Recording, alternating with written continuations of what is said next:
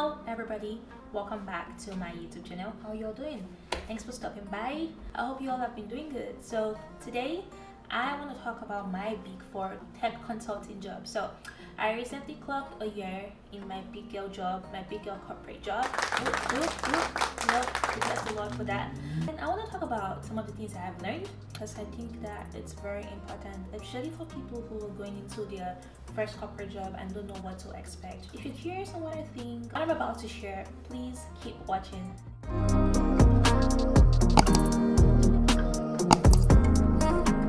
And if you're not familiar on what the Big Four is, the Big Four is a combination of four consulting firms: EY, PwC, KPMG, and Deloitte. I work in one of those firms doing cybersecurity and privacy. One of the first lessons I want to share is that you should invest in relationships. Invest in relationships because in this life, you cannot do it alone. Especially in corporate, you cannot work in corporate alone. You know, in corporate, you have people who are advocating for you at the top. You have people who you can lean in to ask questions to ask advice from, you know. Well, how can you invest in those shared relationships? Make sure that you deliver value and you genuinely care about people. Reach out to them, set up time for 15 minutes to connect with people. When you're connecting with people like that, you're sharing a part of yourself and they're also sharing a part of themselves to you. And those conversations go a long way. And when it is time for those opportunities to come, they'll remember you, basically. So you want to invest in those relationships and you want to do good work. So my second point, going off of relationships, you want to build a rounded network, yeah? So a lot of people talk about networking and they talk about just networking up, but no one ever really talks about networking across. That's how you build a rounded network, by networking across to people. Network with your peers, you know, be curious, what are your peers doing? Now my third point, or the third thing that I have learned, is you need to deliver value and you need to do good work. You can network all you want, you can build relationships all you want, but if your work cannot speak for itself, nothing is going to add up, honestly.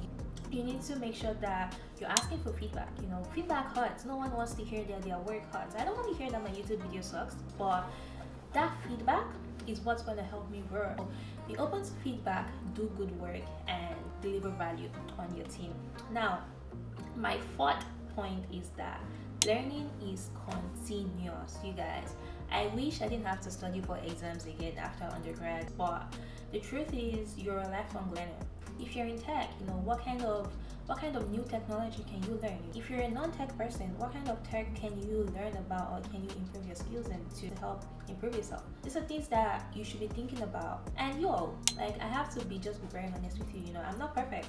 I struggle with crazy imposter syndrome, right? And one way I have been able to deal with my imposter syndrome is by continuously learning, because I'm in spaces and someone talks about something and I'm like, damn, what does that mean, you know?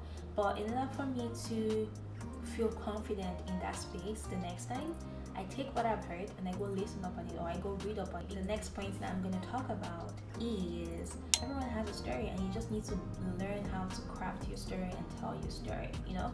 I believe that everyone is unique. Everyone has something to bring to the table. So you just need to figure that out and you need to tell your story. I'm explaining this point very well, but there's something important about your story and the way you tell it, and people knowing you, knowing who you are, knowing your brand. So you kind of need to own it.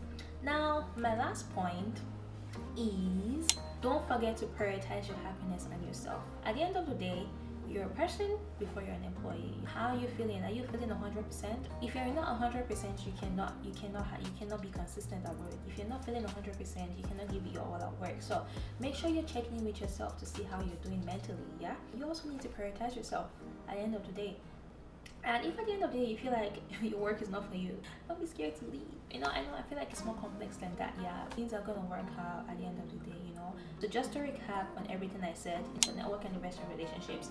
Then 2, build around the network. Make sure that you're networking up and you're also networking across.